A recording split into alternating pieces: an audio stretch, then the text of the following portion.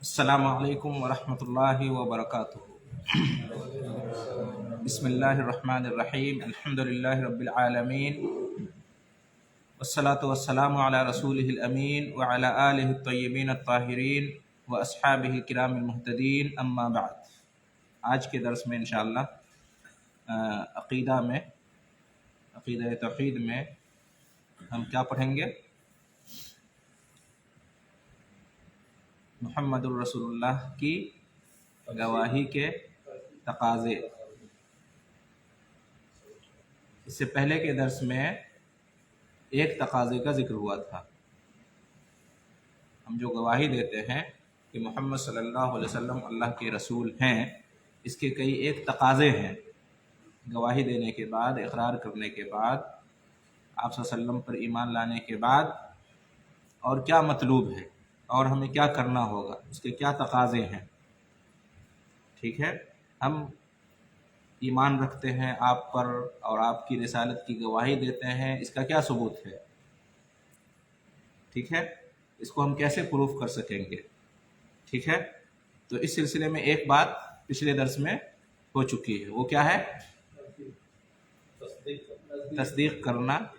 آپ صلی اللہ علیہ وسلم نے جو خبر بتائی ہے، جو بات بتائی ہے، جو کچھ ہمیں بتایا ہے آپ نے، اس کی تصدیق کرنا۔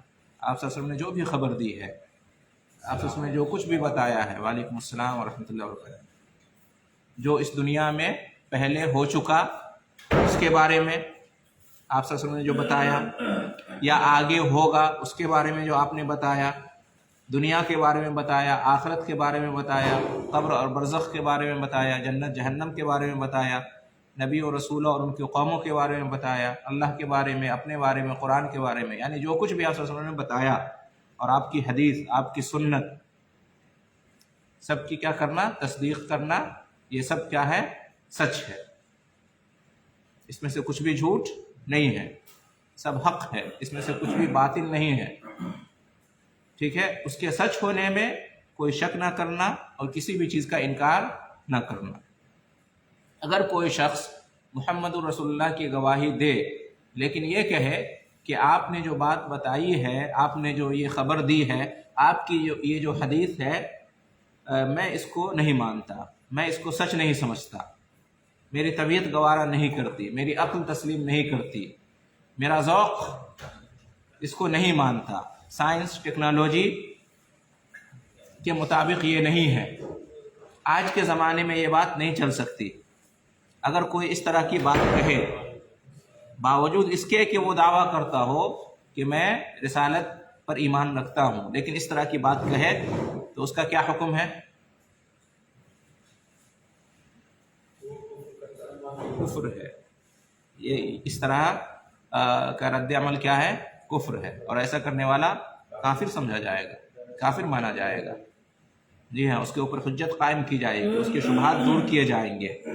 ٹھیک ہے، اگر وہ مان لیا تو ٹھیک، ورنہ وہ کافر ٹھہرے گا۔ ایسے ایمان کا کیا فائدہ، رسول پر ایمان بھی ہو اور رسول کی بات کو سچ نہ سمجھے۔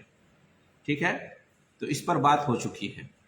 دوسرا تقاضا، اللہ کے رسول محمد صلی اللہ علیہ وسلم کی رسالت پر ایمان لانے اور آپ کے رسول ہونے کی گواہی دینے کا دوسرا تقاضا یہ ہے کہ آپ صلی اللہ علیہ وسلم کی اطاعت کی جائے، آپ صلی اللہ علیہ وسلم کی اتباع کی جائے، آپ صلی اللہ علیہ وسلم کی پیروی کی جائے، آپ کو فالو کیا جائے۔ یعنی آپ صلی اللہ علیہ وسلم کی جو حدیث ہے، آپ کے جو فرمان ہیں، آپ کے جو افعال ہیں، آپ کی جو سنت ہے، آپ کی جو سیرت ہے، آپ نے جو کچھ فرمایا، آپ نے جو کچھ کیا، آپ نے جس کا حکم دیا، آپ نے جس سے منع کیا، ان تمام چیزوں میں آپ صلی اللہ علیہ وسلم کی پیروی کی جائے۔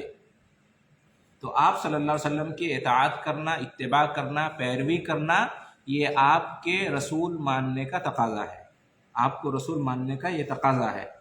اگر ہم یہ گواہی دیتے ہیں، ایمان رکھتے ہیں کہ محمد صلی اللہ علیہ وسلم اللہ کے رسول ہیں، تو اس کا لازمی تقاضا یہ ہے کہ آپ صلی اللہ علیہ وسلم کی ہم اتباع کریں، پیروی کریں، اطاعت کریں۔ اگر ہم اللہ کے رسول صلی اللہ علیہ وسلم پر ایمان رکھتے ہیں کہ آپ رسول ہیں، لیکن آپ کی پیروی، اتباع اور اطاعت نہیں کرتے ہیں، تو یہ کافی نہیں ہوگا، یہ کافی نہیں ہوگا۔ اگر کوئی شخص محمد صلی اللہ علیہ وسلم کو اللہ کا رسول مانتا ہے لیکن یہ کہتا ہے کہ میں آپ کی اتباع اور پیروی کو ضروری نہیں سمجھتا، میں آپ کی اتباع اور پیروی کو جائز نہیں سمجھتا، واجب نہیں ہے، ضروری نہیں ہے کہ میں آپ کو رسول مانتا ہوں تو آپ کی پیروی بھی کروں، اگر کوئی اس طرح سے آپ کی اطاعت کا انکار کرتا ہے تو اس کا حکم کیا ہے؟ یہ کفر ہے، اور ایسا کہنے والا کافر مانا جائے گا۔ ٹھیک ہے، یعنی کوئی اگر کہے کہ میں محمد صلی اللہ علیہ وسلم کو اللہ کا رسول تو مانتا ہوں لیکن یہ ضروری نہیں کہ میں آپ کی پیروی بھی کروں، میں جیسے چاہوں اپنی زندگی گزاروں، جیسے چاہوں میں اللہ کی عبادت کروں، ٹھیک ہے، ضروری نہیں کہ آپ صلی اللہ علیہ وسلم کو ہم فالو کریں۔ اگر کوئی ایسا کہے تو وہ کیا ہے؟ کافر مانا جائے گا، اس کے ساتھ بیٹھا جائے گا، اس کے اوپر حجت قائم کی جائے گی، اسے سمجھایا جائے گا، اسے تعلیم دی جائے گی، اس کے جو شبہات ہیں، شکوک ہیں، ڈاؤٹس ہیں، اس کو کلیئر کیا جائے گا۔ اگر وہ مان لیتا ہے تو ٹھیک، نہیں تو کافر اس کو کہا جائے گا۔ ٹھیک ہے، جو اہل علم ہے ان کی طرف سے یہ اس کے بارے میں فیصلہ ہوگا کہ یہ کافر ہے، پھر سے اسے ایمان لانا پڑے گا، اسے توبہ کرنا پڑے گا۔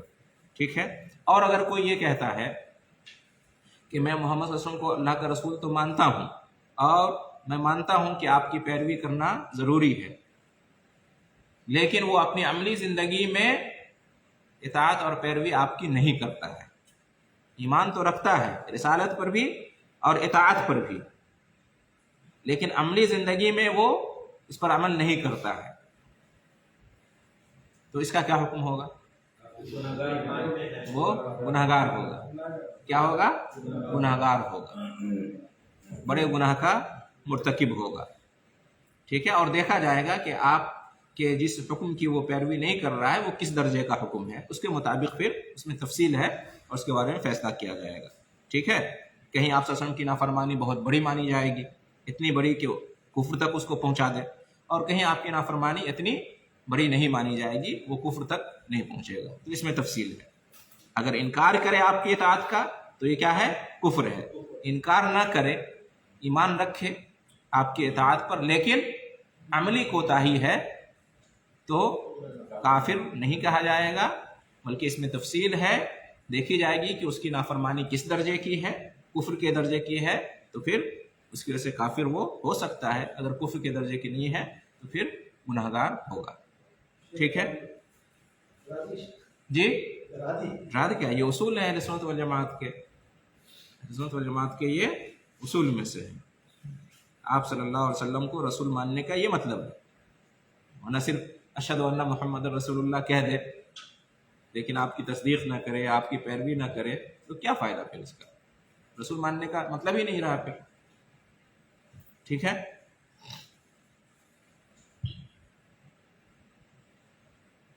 کیا کہہ رہا تھا میں؟ اچھا، اس کی دلیل کیا ہے کہ آپ صلی اللہ علیہ وسلم کو اللہ کا رسول ماننے کا لازمی تقاضا ہے کہ آپ کی اطاعت کی جائے، آپ کی پیروی کی جائے؟ اس کی دلیل بہت ساری ہے، اور اس سے پہلے یہ جان لیتے ہیں کہ آپ صلی اللہ علیہ وسلم کی اطاعت و پیروی میں دو چیز داخل ہے۔ کیا؟ آپ کی اتباع اور پیروی کرنے میں، یعنی آپ صلی اللہ علیہ وسلم نے جو بھی حکم دیا ہے اس کو کیا جائے، اور جس سے بھی منع کیا ہے اس سے بچا جائے۔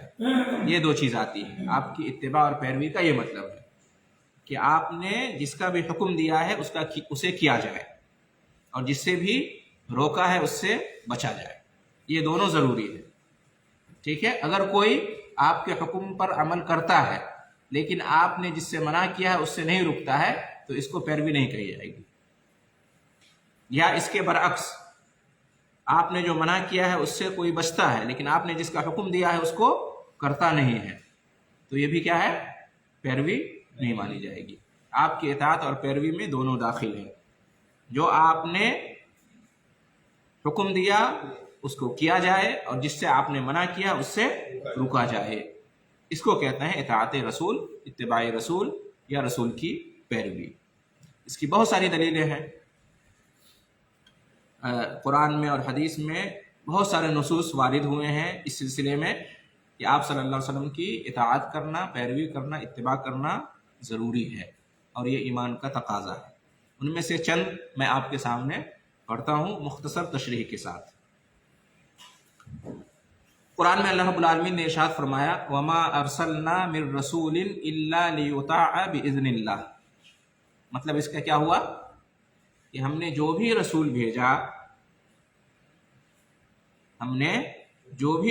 بھیجا وہ اس لیے کہ اللہ کے حکم سے اس کی اطاعت کی جائے۔ معلوم یہ ہوا کہ صرف ہمارے جو رسول محمد صلی اللہ علیہ وسلم ہیں انہی کے ساتھ یہ معاملہ نہیں ہے، آپ سے پہلے جو بھی رسول آئے اس وقت، اس زمانے میں اس رسول پر ایمان لانے کا تقاضا تھا کہ اس کی اطاعت اور پیروی کی جائے۔ جیسے کہ ابراہیم ہیں، نوح ہیں، موسیٰ، عیسیٰ، جس زمانے میں وہ تھے اس زمانے میں ان کو رسول ماننے کا لازمی تقاضا تھا کہ ان کی اتباع اور پیروی کی جائے۔ ٹھیک ہے، تو آپ بھی رسول ہیں اور آخری رسول ہیں اور سب سے برتر رسول ہیں، تو بدرجہ اولا آپ پر ایمان رکھنے کا یہ تقاضا بنتا ہے کہ آپ کی اتباع اور پیروی کی جائے۔ رسول کے بھیجے جانے کا مقصد ہی یہی ہے کہ آپ کی اتباع اور پیروی کی جائے، یعنی اللہ تعالیٰ نے جو بھی رسول بھیجا اس کا مقصد کیا تھا کہ اس کی پیروی کی جائے، اس کو فالو کیا جائے، اس کی اتباع اور پیروی کی جائے۔ وَمَا أَرْسَلْنَا مِن رَسُولٍ إِلَّا لِيُطَاعَ بِإِذْنِ اللَّهِ، لہذا اگر کوئی رسول پر ایمان تو رکھتا ہے لیکن اطاعت نہیں کرتا ہے، پیروی نہیں کرتا ہے، تو پھر اللہ نے جس مقصد سے رسول کو بھیجا ہے وہ مقصد ہی فوت ہو جائے گا، پھر مقصد ہی فوت ہو گیا۔ اس لیے کہ اللہ نے رسول کی بعثت کا مقصد کیا بتایا، اس کی اتباع کی جائے، اس کی اطاعت و پیروی کی جائے۔ ٹھیک ہے، یہ ایک دلیل ہوئی۔ قرآن میں جگہ جگہ آیا ہے نا، اطیعوا اللہ و اطیعوا الرسول، قرآن آپ نے پڑھا ہوگا، جانتے ہوں گے، جگہ جگہ ہے اطیعوا اللہ و اطیعوا الرسول، اللہ کی اطاعت کرو اور رسول کی اطاعت کرو۔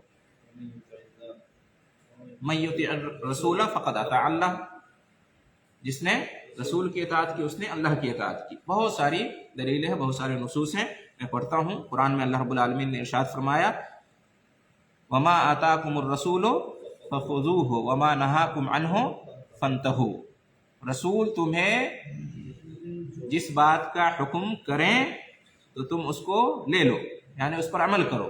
رسول تمہیں جو دیں، یعنی جو حکم دیں تم کیا کرو، اس پر عمل کرو، اس کو کرو، اور جس چیز سے رسول تمہیں روک دیں، منع کر دیں، اس سے رک جاؤ۔ یہ کس کا حکم ہے؟ اللہ کا حکم ہے۔ قرآن میں اللہ رسول کا مقام اور مرتبہ یہ بیان کر رہا ہے، اور رسول کے تئیں ہمارا فرض کیا بنتا ہے اس کو بیان کر رہا ہے کہ دیکھو رسول تمہیں جو بھی حکم دیں تو تم اس پر عمل کرو، اور رسول تمہیں جس سے بھی روک دے، منع کر دے، تو تم اس سے رک جاؤ، اس سے بچو۔ ٹھیک ہے، تو اس میں اطاعت کا دونوں پہلو آیا، دونوں پہلو آیا نہیں، اطاعت کا دو پہلو میں نے بتایا، ایک رسول نے جو حکم دیا اس کو کیا جائے، اور دوسرا رسول نے جس سے منع کیا اس سے بچا جائے، دونوں اس میں آ گیا۔ اس طرح کی ایک حدیث بھی ہے ما نہیتکم عنہ فاجتنبوہ، اس سے پہلے ما امرتکم بشیء فأتوا منہ ما استطعتم وما نہیتکم عنہ فاجتنبوہ، کہ میں نے تمہیں جس چیز سے بھی روکا ہے تو تم کیا کرو، اس سے بچو۔ ما نہیتکم عنہ فاجتنبوہ، اجتناب کا مطلب کیا ہوتا ہے؟ بچنا، نہیں کا مطلب روکنا۔ جس سے بھی میں نے تمہیں روکا اس سے بچو، ہر حال میں بچو۔ وما امرتکم بہ فاتوا منہ ما استطعتم، اور جس کا میں نے تمہیں حکم دیا ہے جہاں تک ہو سکے تم سے اس پر عمل کرو۔ ٹھیک ہے، اس پر عمل کرو۔ مطلب اس میں ایک باریکی سمجھنے کی یہ بھی ہے کہ اللہ کے رسول کا جو حکم ہے تو ایسا ہو سکتا ہے کہ کسی کو اس حکم پر عمل کرنے کی طاقت نہ ہو، اور اس وجہ سے وہ عمل نہ کر سکے تو اس کا مواخذہ نہیں ہوگا۔ جیسے مان لیجیے حج کرنا اللہ کے رسول کا حکم ہے، زکوٰۃ دینا اللہ کے رسول کا حکم ہے، لیکن کسی کو استطاعت نہیں حج کرنے کی، زکوٰۃ دینے کی، اس کے پاس اتنا مال ہی نہیں ہے۔ ٹھیک ہے، تو کیا اس سے مواخذہ ہوگا؟ نہیں ہوگا۔ اس لیے کہا کہ میں نے تمہیں جو بھی حکم دیا ہے جہاں تک تمہارے پاس طاقت ہے تو اس پر عمل کرو، اس کو بجا لاؤ۔ لیکن جب یہ کہا کہ ماں نہیں تو کمن ہو فجتنبو ہو، جس سے میں نے تمہیں روکا اس سے رک جاؤ، تو یہاں پر یہ نہیں کہا کہ جہاں تک ممکن ہو سکے، اس میں ہر حال میں رکنا ہے۔ رکنے میں کون سی طاقت چاہیے، ہے کہ نہیں؟ جو حرام ہے، جو ناجائز ہے، اس سے ہر حال میں رکنا ہے۔ جو جہاں پہ کرنا ہے اس میں دیکھا جائے گا کہ طاقت ہے کہ نہیں کرنے کی، لیکن جو حرام ہے، جو ناجائز ہے، اس میں بچنا، اس میں کچھ کرنا تو ہے نہیں، بچنا ہے، بس اپنے آپ کو بچا کے رکھنا ہے۔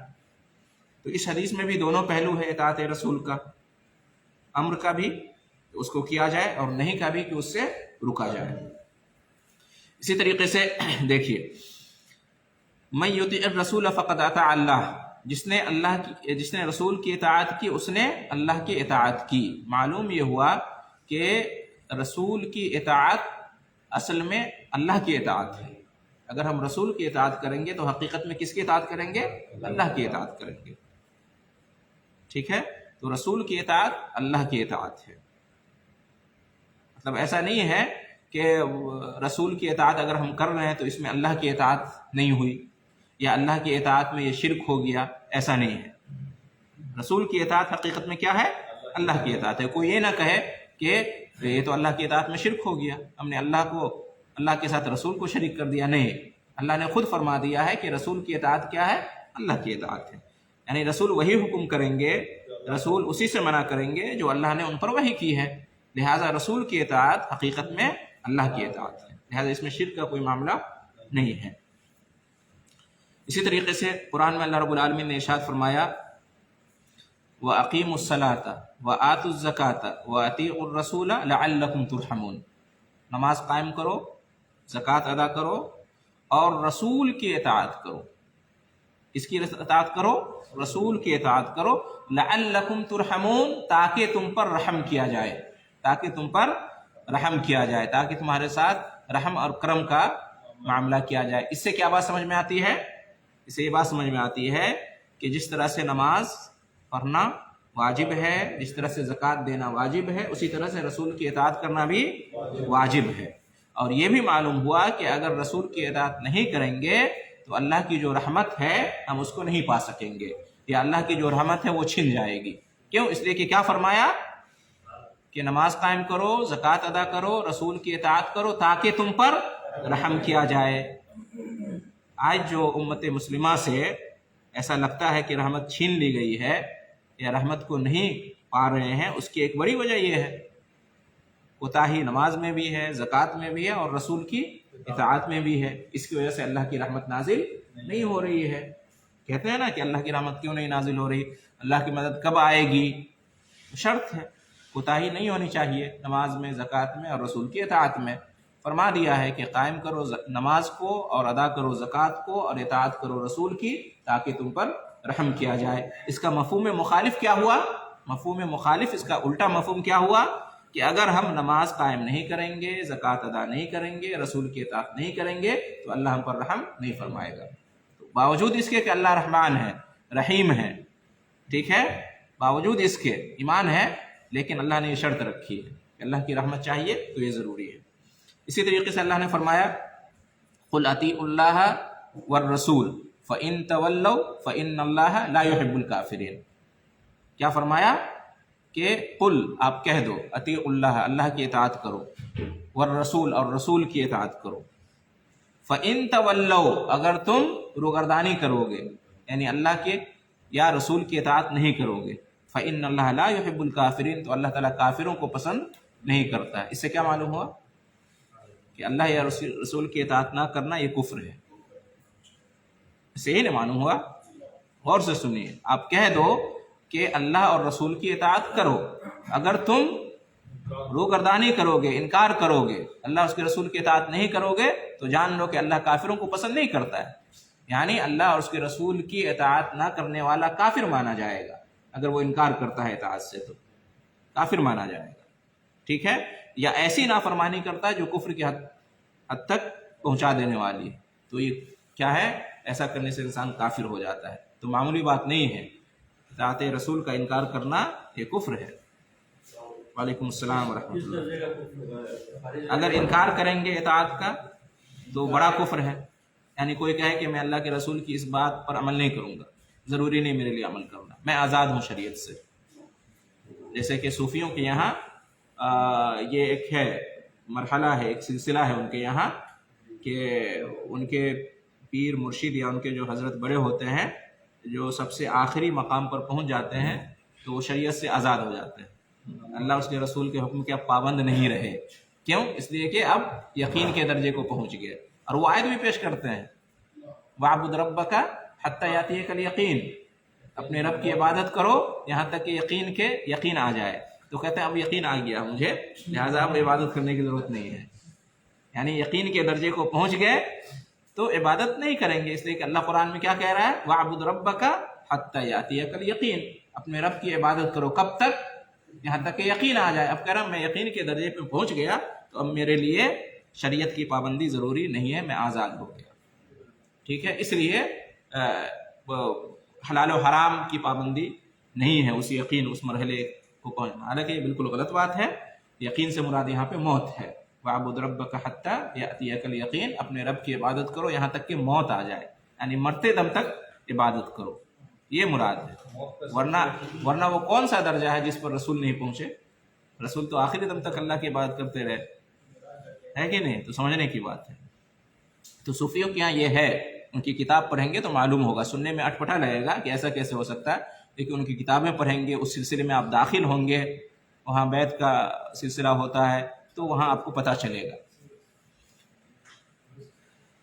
इसी तरीके से कुरान में अल्लाह ताला ने इरशाद फरमाया, या अय्युहल्लज़ीना आमनू, ए ईमान वालो, अतीउल्लाह, अल्लाह की इताअत करो, व अतीउर रसूला, और रसूल की इताअत करो, वला तुब्तिलू अमालकुम, और अपने अमाल को बर्बाद मत करो। इससे क्या समझ में आया? पीछे वाले बताएं, गौर से सुनिए आयत को। ए ईमान वालो, इताअत करो अल्लाह की और इताअत करो रसूल की, और अपने अमल को बर्बाद ना करो। जी मुसब भाई, क्या मतलब हुआ इसका? हाँ, बर्बाद हो जाएंगे। यानी अगर अल्लाह की या रसूल की इताअत नहीं करेंगे तो अमल बर्बाद, तो अमल क्या है? बर्बाद। यानी जो भी अमल हम ये सोचकर करें कि जन्नत में जाएंगे और जहन्नम से बचेंगे, अगर उस अमल के अंदर अल्लाह की या रसूल की इताअत नहीं है तो वो अमल क्या है? बर्बाद है, उस अमल का कोई फ़ायदा नहीं है। तो मालूम ये हुआ कि इताअत इलाही या इताअत रसूल के बग़ैर कोई भी अमल दुरुस्त नहीं होता, और वो अमल बातिल है जिसमें इताअत अल्लाह की या इताअत रसूल की मौजूद ना हो।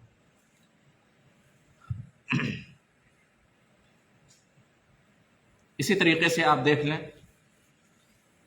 वमन यासिल्लाह व रसूलहु फ़इन्न लहु नार जहन्नम खालिदीन फ़ीहा अबदा।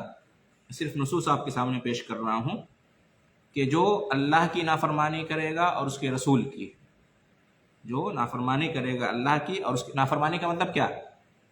फर्माबरदारी का उल्टा है। अभी तक हम क्या कह रहे थे कि अल्लाह के रसूल की इताअत करना, फर्माबरदारी करना, पैरवी करना, और नाफरमानी कहते हैं उसका उल्टा। तो जो अल्लाह की नाफरमानी करेगा और उसके रसूल की, फ़इन्न लहु नार जहन्नम, तो उसके लिए क्या है?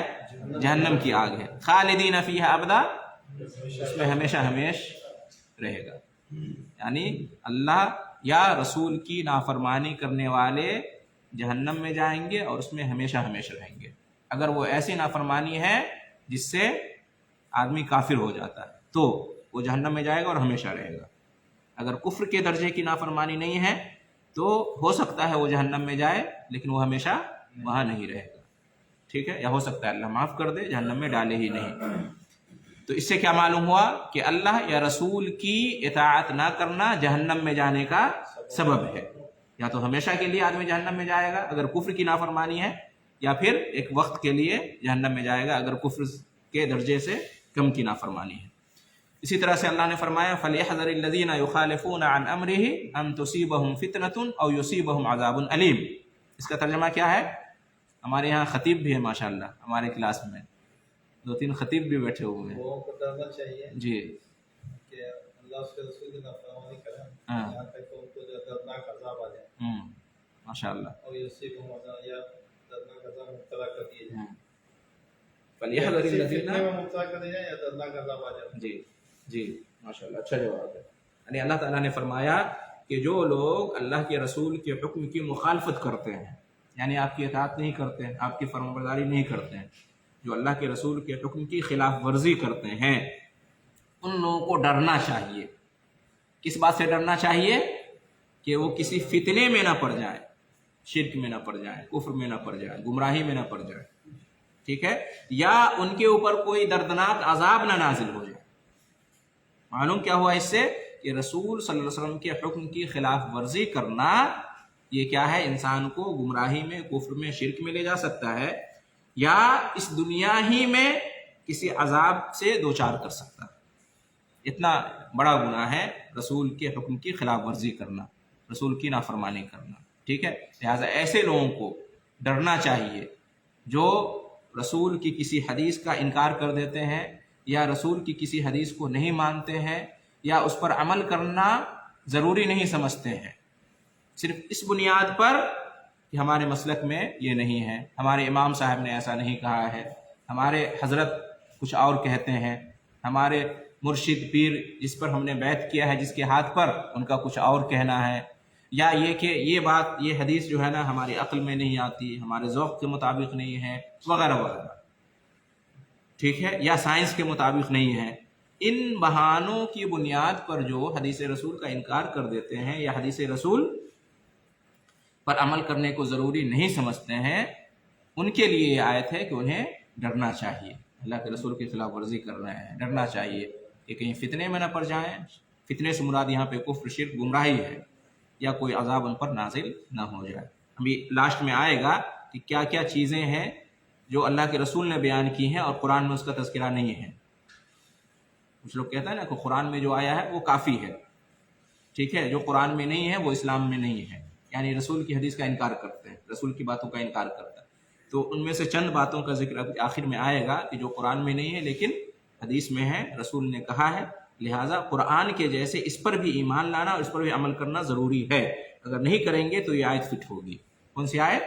کہ جو لوگ اللہ کے رسول کے حکم کی خلاف ورزی کرتے ہیں انہیں ڈرنا چاہیے کہ وہ کسی فتنے میں نہ مبتلا ہو جائیں، یا ان کے اوپر کوئی عذاب دردناک نازل نہ ہو جائے۔ تو یہاں پر رسول کے حکم کی خلاف ورزی سے کیا مراد ہے؟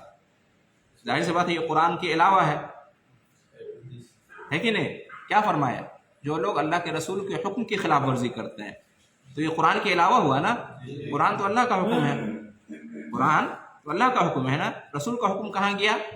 جس کی خلاف ورزی پر یہ وعید ہے، حدیث ہے رسول کی، رسول کا فرمان ہے۔ لہذا معلوم یہ ہوا کہ جس طرح سے قرآن حجت ہے اسی طریقے سے حدیث بھی کیا ہے؟ حجت ہے۔ جس طرح سے قرآن پر ایمان لانا اور اس پر عمل کرنا ضروری ہے، اسی طریقے سے حدیث پر ایمان لانا، اس پر عمل کرنا ضروری ہے، دونوں میں کوئی فرق نہیں ہے، اس لیے کہ دونوں وحی ہے، دونوں اللہ کی طرف سے۔ حدیث میں ہے کل امتی یدخلون الجنہ الا من ابا، قالوا ومن یابا یا رسول اللہ، قال من اطاعنی دخل الجنہ ومن عصانی فقد ابا۔ جی نہیں، آپ بتائیے۔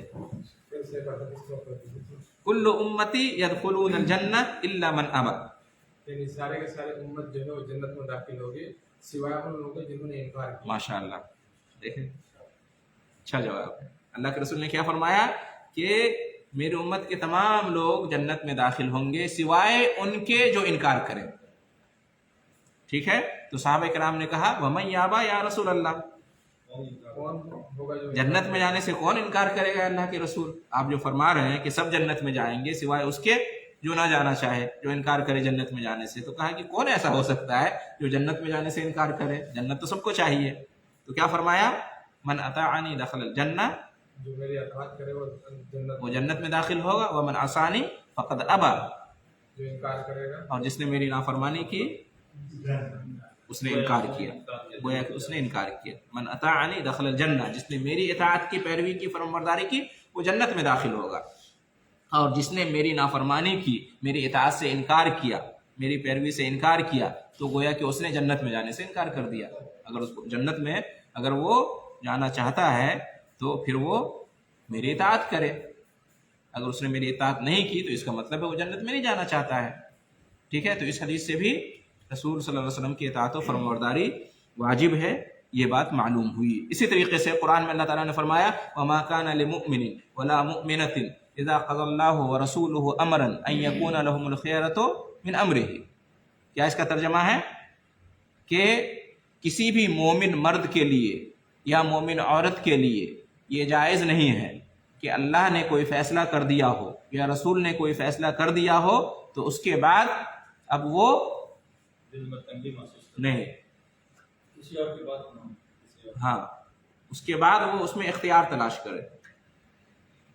اب کوئی اختیار نہیں ہے، یعنی کسی بھی معاملے میں اللہ کا حکم یا رسول کا حکم آ گیا تو اب ہمیں آپ کو کوئی اختیار نہیں ہے، کوئی دوسرا آپشن نہیں، رسول کا حکم ہے یا اللہ کا حکم ہے بس، اب اس کے علاوہ کوئی دوسرا آپشن ہمارے پاس موجود نہیں ہے۔ یہ ایمان کا تقاضا ہے، قرآن کی یہ آیت ہے۔ کسی مومن مرد کے لیے یا مومنہ عورت کے لیے جائز نہیں کہ جب اللہ اور اس کا رسول حکم کر دے تو پھر وہ کوئی اور آپشن تلاش کرے۔ اسی طریقے سے قرآن میں اللہ تعالیٰ نے فرمایا وَاتَّبِعُوهُ لَعَلَّكُمْ تَهْتَدُونَ، اور رسول کی اتباع کرو تاکہ تم ہدایت یافتہ بن جاؤ۔ معلوم اس سے کیا ہوا کہ جب تک رسول کی اتباع نہیں کریں گے ہدایت نہیں ملنے والی۔ ہدایت ملنے کے لیے ضروری ہے کہ اتباع رسول کیا جائے، اتباع رسول نہیں تو ہدایت بھی نہیں۔ اہدنا الصراط المستقیم جو ہم ہر نماز میں ہر رکعت میں دعا کرتے ہیں، یہ توفیق تب تک ہمیں حاصل نہیں ہوگی جب تک کہ ہم رسول کی اتباع نہیں کریں گے، اس لیے کہ شرط لگائی ہے وَاتَّبِعُوهُ لَعَلَّكُمْ تَهْتَدُونَ، اور اتباع کرو اس کی یعنی رسول کی تاکہ تم ہدایت پا جاؤ۔ دوسری آیت میں ہے وَإِن تُطِيعُوهُ تَهْتَدُوا، وَإِن تُطِيعُوهُ تَهْتَدُوا، اگر تم اس کی اطاعت کرو گے یعنی رسول کی، تہتدو تو ہدایت پا جاؤ گے۔ تو معلوم یہ ہوا کہ اطاعت رسول ہدایت کے لیے ضروری ہے۔ جو اللہ کے رسول کی اطاعت کرے گا وہ ہدایت والا مانا جائے گا، جو اطاعت نہیں کرے گا وہ ہدایت والا نہیں مانا جائے گا، چاہے وہ جتنا بھی عقل مند ہو، چاہے وہ جتنا بھی رسوخ والا ہو، چاہے دنیا میں اس کی جتنی بھی عزت کی جائے، جتنا بھی مشہور ہو، اگر وہ اطاعت رسول کا قائل نہیں ہے یا اطاعت رسول پر عامل نہیں ہے تو وہ ہدایت پر نہیں ہے، چاہے وہ جتنی بھی اچھی باتیں کرے۔ من اطاعنی فقد اطاع اللہ ومن عصانی فقد عصى اللہ، حدیث میں ہے اللہ کے رسول نے فرمایا جس نے میری اطاعت کی اس نے اللہ کی اطاعت کی، اور جس نے میری نافرمانی کی اس نے اللہ کی نافرمانی کی۔ یعنی اللہ کے رسول کی اطاعت نہ کرنے پر جو اتنی سخت وعید آئی ہے، اتنی سخت وعید آئی ہے نا کہ جہنم میں جانا پڑے گا، اور جو ہے کفر کے درجے کو انسان کو پہنچا دیتا ہے نا، عمل باطل ہو جاتا ہے۔ اس کی وجہ کیا ہے کہ رسول کی نافرمانی اصل میں اللہ کی نافرمانی ہے۔ قرآن میں ہے انما کان قول المؤمنین اذا دعوا الی اللہ ورسولہ لیحکم بینہم ان یقولوا سمعنا واطعنا واولئک هم المفلحون۔ مومنوں کی شان یہ ہے، یعنی مومنوں کو کیسا ہونا چاہیے، مومنوں کی حالت، مومنوں کی شان کیا ہونی چاہیے؟ مومنوں کی شان یہ ہے کہ جب انہیں اللہ کی طرف اور اس کے رسول کی طرف بلایا جائے، جب انہیں کہا جائے کہ اللہ کا یہ حکم ہے اس معاملے میں، اللہ کے رسول کا یہ حکم ہے اس معاملے میں، ٹھیک ہے، کوئی واقعہ ہوا، کوئی بات ہوئی، کوئی مسئلہ آیا اور اس میں کسی نے کہا کہ یہ اللہ کا حکم ہے، یہ رسول کا حکم ہے، تو مومنوں کی شان کیا ہے کہ اللہ اس کے رسول کا حکم سننے کے بعد کہتے ہیں ٹھیک ہے، ہم نے سن لیا، ہم نے مان لیا، بس اس کے آگے اب کوئی بات نہیں، کوئی چون چرا نہیں۔ یہ مومنوں کی شان ہونی چاہیے، ان یقولوا سمعنا واطعنا واولئک هم المفلحون، ایسے ہی لوگ کامیاب ہیں، ایسے ہی لوگ معلوم کیا ہوا اس سے کہ اگر اللہ اس کے رسول کے حکم پر ہم سمعنا واطعنا نہیں کرتے ہیں، ہم نے سن لیا مان لیا، اگر ہم اس طرح کا رویہ اختیار نہیں کرتے ہیں تو یہ مومن کی شان نہیں، ہم مومن نہیں، اور اگر ہم ایسا نہیں کرتے ہیں تو ہم کامیاب نہیں ہو سکتے۔ اسی طریقے سے یا ایھا الذین آمنوا استجیبوا للہ وللرسول اذا دعاکم لما یحییکم، اے ایمان والو اللہ اور اس کے رسول کی بات مانو، جب رسول تمہیں بلائے، پکارے، دعوت دے تو تم بات مانو، اس میں تمہارے لیے کیا ہے؟ زندگی ہے، اس میں تمہارے لیے کیا ہے؟ زندگی ہے۔ تو ان تمام آیتوں اور حدیثوں سے کیا معلوم ہوا کہ رسول صلی اللہ علیہ وسلم کی اطاعت کرنا، پیروی کرنا، فرما برداری کرنا یہ ایمان بالرسول کا لازمی تقاضا ہے، اس کے بغیر ایمان بالرسول نہیں ہو سکتا، نہیں ہو سکتا، ٹھیک ہے۔ اور ہمارا ایمان ہونا چاہیے کہ رسول صلی اللہ علیہ وسلم نے جو بھی حکم دیا ہے اس میں ہمارے لیے خیر ہے، ہمارے لیے نفع ہے، فائدہ ہے، اور رسول صلی اللہ علیہ وسلم نے جس سے بھی منع کیا ہے، روکا ہے، اس میں ہمارے لیے نقصان ہے اور ہمارے لیے کیا ہے، شر ہے، برائی ہے۔ یعنی اللہ کے رسول نے اس لیے حکم دیا ہے کہ اس میں ہمارا فائدہ، ہماری بھلائی ہے، ہم اس حکم پر عمل کریں گے، ہماری بھلائی ہے، اور رسول نے اگر منع کیا ہے تو اس لیے منع کیا ہے کہ اس میں ہمارا نقصان ہے اگر ہم کریں گے تو۔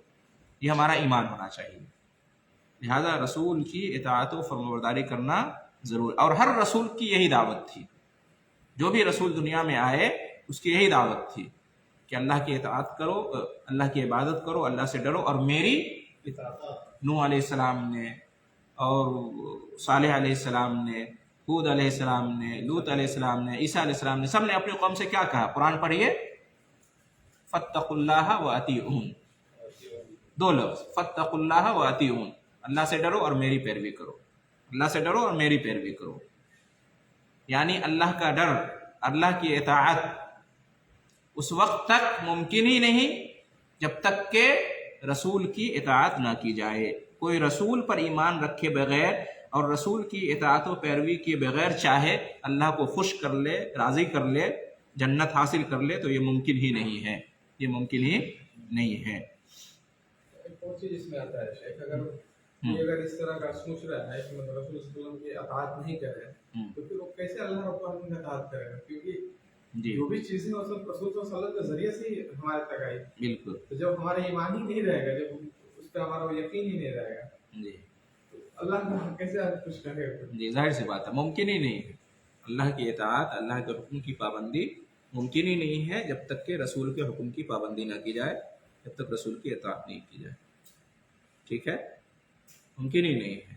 ہم نے کیسے اپنے اللہ کو، اپنے رب کو جانا، کیسے پہچانا، کیسے جانا کہ اللہ ہمارا رب ہے، ہمارا معبود ہے اور اللہ کی عبادت کرنی چاہیے اور اللہ کی جنت ہے، جہنم ہے، یہ صحیح ہے، یہ غلط ہے، سب رسول کے ذریعے ہی تو معلوم ہوگا۔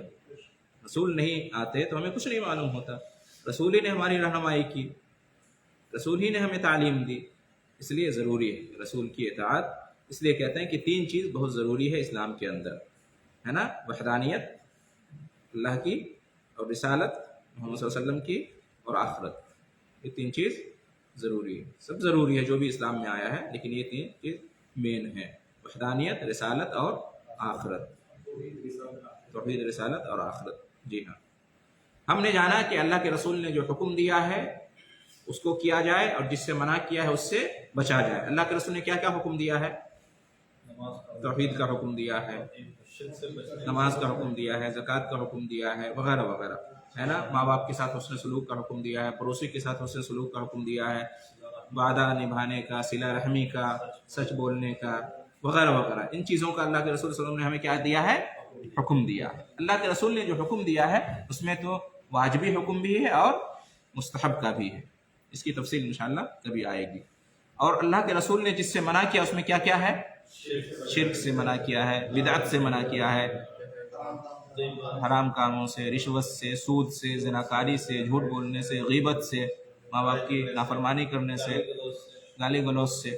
تو جو بھی اللہ کا حکم ہے اس پر عمل کیا جائے اور جو بھی اللہ کے رسول نے منع کیا اس سے رکا جائے، یہی اطاعت رسول کا تقاضا ہے۔ اب آخری میں انشاءاللہ 2 منٹ میں ہم ان بعض چیزوں کو جان لیتے ہیں جو قرآن میں نہیں ہے لیکن حدیث میں آیا ہے، ٹھیک ہے۔ اور ان چیزوں اور ان جیسی جو دوسری چیزیں جو حدیث میں آئی ہیں اور قرآن میں نہیں آئی ہیں، انہی سے پتہ چلتا ہے کہ کون اللہ کے رسول کی اطاعت کرتا ہے اور کون نہیں کرتا، ٹھیک ہے۔ نمبر 1، جیسے کہ سونے چاندی کے برتنوں میں کھانا اور پینا، اس سے کس نے منع کیا ہے؟ اللہ نے اور اس کے رسول نے؟ اللہ کے رسول نے منع کیا ہے، قرآن میں اس کا ذکر نہیں، حدیث میں آیا، تو اس کو بھی ماننا ضروری ہے، گرچہ یہ قرآن میں نہیں آیا ہے لیکن اس پر ایمان رکھنا ضروری ہے اور اس کے مطابق عمل کرنا ضروری ہے، تبھی اطاعت رسول ہوگی، ورنہ اطاعت رسول کا کوئی مطلب نہیں، ٹھیک ہے۔ मर्दों के ऊपर रेशम का कपड़ा और सोना गोल्ड इस्तेमाल करना हराम है। तो कुरान में नहीं आया, हदीस में आया है। इस पर भी हमारा ईमान होना चाहिए, उस पर अमल होना चाहिए। लेकिन वो शादी में मर्द भी जो है सोने की अंगूठी पहन लेते हैं, सुना हो? सोने की नहीं पहनना, नहीं पहनना, हराम है। दोस्ती का चेक करने के लिए पहन सकते हैं, साइज चेक करने के लिए ऐसा नहीं, जैसे शादी में नहीं है, ऐसे भी कभी पहन गया सोने ही से चेक करेंगे, शायद दूसरे से नहीं चाहिए वो अंगूठी। अभी वो हदीस आपने सुनी है कि जिसका हुक्म दिया है उस पर जहां तक मुमकिन हो सके अमल करो, और जिससे मना किया हर हाल में उससे रुको। नंबर 3, ये हुक्म हदीस में है कि निकाह में किसी औरत और उसकी फूफी दोनों को एक साथ निकाह में नहीं रख सकते, और किसी औरत और उसकी खाला दोनों को एक साथ निकाह में नहीं रख सकते। ये मना है। कहाँ मना किया गया है? हदीस में। कुरान में मना नहीं है ये, लेकिन हदीस में मना किया गया है। यानी बैक वक्त एक आदमी अपने निकाह में किसी औरत और उसकी फूफी दोनों को नहीं रख सकता, या किसी औरत और उसकी खाला दोनों को नहीं रख सकते। इसी तरीके से पालतू गधे का गोश्त हराम है। ये कुरान में नहीं आया, हदीस में आया। ठीक है, खैबर के मौके पे कहा था। इसी तरीके से कौन कौन से जानवर जो है ना हराम है, और चरिंदो परिंद जो है कौन कौन से हराम है? हदीस में है कुल्लु ज़ीनाबि मिनस्सबा व कुल्लु ज़ी मिखलबि मिनत्तैर। कुरान में इसका बयान नहीं आया है। यानी जानवरों में से जो दरिंदे जानवर है वो हराम है इस्लाम में। दरिंदे जानवर जो क्या करते हैं, अपने दांतों से चीर फाड़ करते हैं और गोश्त खाते हैं, जैसे शेर, चीता, भेड़िया वगैरह। तो शेर, चीता, भेड़िया ये सब हराम है। इसका बयान कुरान में नहीं आया है। इसका बयान किस में आया है? हदीस में आया है। अब कोई कहे कि नहीं कुरान में तो बयान नहीं आया, ये सब हम खाएंगे इसको चाइना वालों की तरह से, तो इताअत रसूल नहीं रही फिर, यानी आप अल्लाह के रसूल को नहीं मानते हैं फिर। ठीक है। इसी तरह से परिंदों में जो चंगुल से शिकार करते हैं, परिंदे चंगुल से पकड़ के खाते हैं, शिकार करते हैं, जैसे कौवा, चील, बाज वगैरह, ये सब हराम है इस्लाम के अंदर। नहीं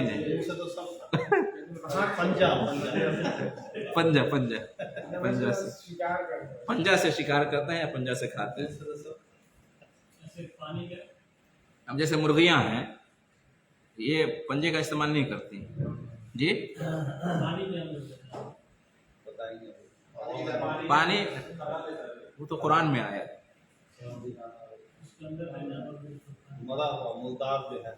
जो वो जानवर जिसकी जिंदगी पानी में है, पानी के बगैर उसकी जिंदगी नहीं है, तो वो जानवर हलाल है जी। मैं शर्त लगा दी कि वो जानवर जो सिर्फ पानी ही में गुजर बसर कर सकता है, पानी के बगैर वो जिंदा रह ही नहीं सकता, तो ऐसा जानवर हलाल है। अब इससे दो चीज निकल गया, तो खलास अब ये कायदा फिट कीजिए और हलाल और हराम जानते रहिए। अब एक एक करके मैं नहीं जानता हूँ कौन जानवर वहां रहता है कौन नहीं रहता, लेकिन ये फार्मूला है, उस पर आप फिट करते जाइए।